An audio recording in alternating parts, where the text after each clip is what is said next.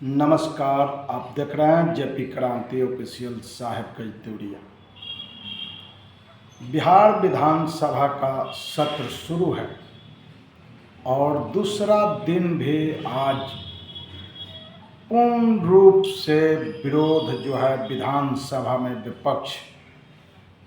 विपक्ष के नेता तेजस्वी यादव और तेजस्वी यादव के जितने भी विधायक हैं और महागठबंधन के जितने भी उनके साथ रहने वाले विधायक, सभी लोगों ने पुरजोर विरोध करने का काम किया और विधानसभा अध्यक्ष नंद किशोर यादव चिल्लाते रहे, समझाते रहे, लेकिन कहीं से भी रुकने का नाम नहीं और गुस्से में विपक्ष के नेता पुरजोर विरोध करने का काम किया और खास करके तेजस्वी यादव चाहते हैं कि सदन में बहस हो। विपक्ष का नेता एक एक चीज रखने के लिए तैयार हैं, लेकिन जब सत्ता किसी की हो तो बोलने के लिए उसी के हिसाब से टाइम दिया जाता है। बिहार विधानसभा में 2 दिन से लगातार विरोध जारी है। काले कपड़े पहनकर ऐसा कभी नहीं हुआ था। काला कोई कपड़ा चीज लेकर विरोध होता था, लेकिन काले वस्त्र में आकर काला कपड़ा पहनकर और विरोध पुरजोर करना, ये साफ साफ जाहिर है कि अब महागठबंधन नीतीश सरकार को बकसने नहीं जा रही है। ये तो सत्य है कि नीतीश कुमार अचेत अवस्था में है। लगातार जिस तरह से नीतीश कुमार को सलाह देने वाले सिपवे सलाहकार, जो ओरिजिनल सलाहकार है, उसको नीतीश कुमार धक्का मारकर बाहर कर दिए हुए हैं। ये मैं नहीं कहता, ये उपेंद्र कुशवाहा जी ने अपना मंतव्य दिया है, जिस तरह से कि ओरिजिनल जो सलाहकार और सच बोलने वाले हैं वो नीतीश कुमार के इर्द गिर्द बैठ नहीं सकते हैं। जो चापलूसगिरी करते हैं वो नीतीश कुमार के साथ हैं। आप समझ सकते हैं ये स्थिति अब नीतीश कुमार का हो गया है।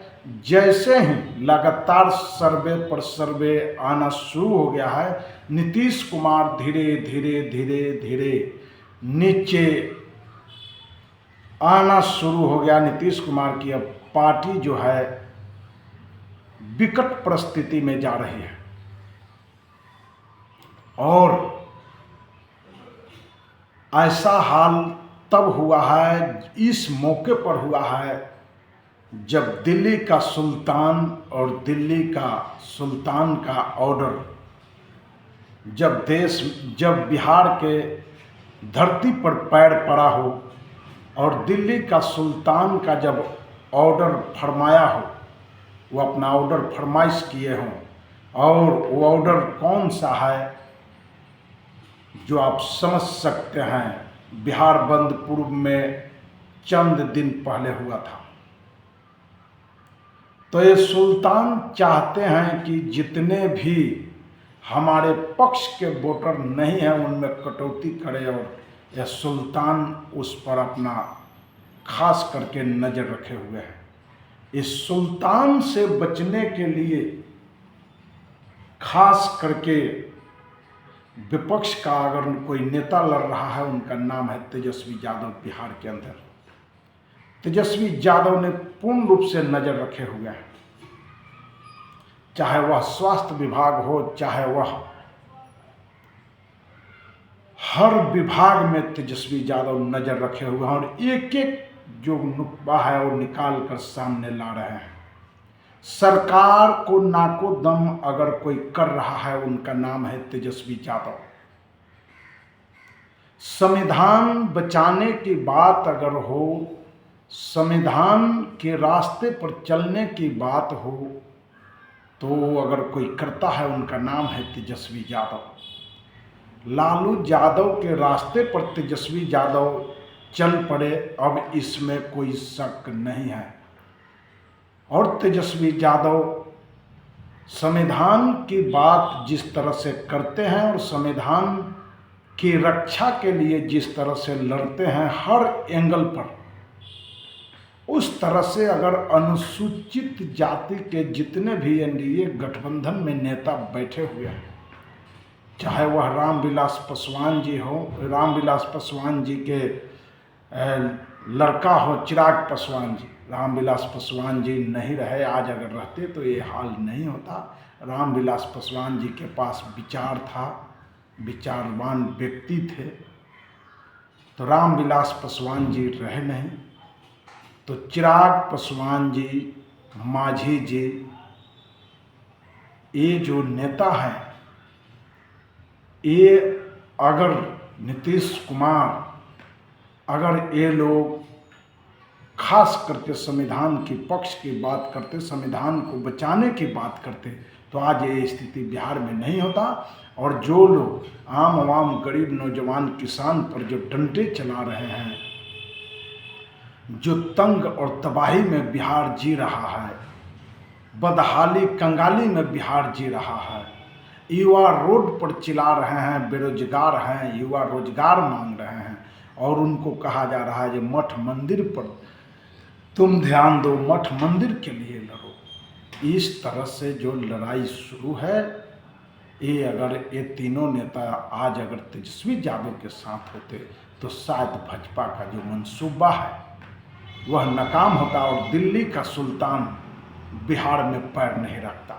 तो इसीलिए कहा गया है सुल्तान जब आते हैं तो यहाँ कहर मचाना शुरू कर देते हैं और मठ मंदिर मस्जिद के नाम पर लोगों को लड़वाते हैं।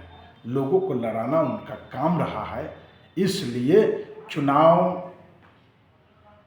को देखते हुए तेजस्वी यादव ने पूर्ण रूप से एक्टिव होकर और बिहार में जिस तरह से काम कर रहे हैं, भाजपा एक एक मंसूबे से अपना चारों खाने जीत हो रहा है, यही बहुत बड़ी बात है। तो नमस्कार, आप देख रहे हैं जेपी क्रांति ऑफिशियल साहिब विक्टोरिया। आप देख रहे हैं जेपी क्रांति ऑफिशियल, मैं जयप्रकाश यादव। ये चैनल सभी लोगों के आवाज़ को बुलंद करता है और लोगों तक आवाज़ पहुंचाता है।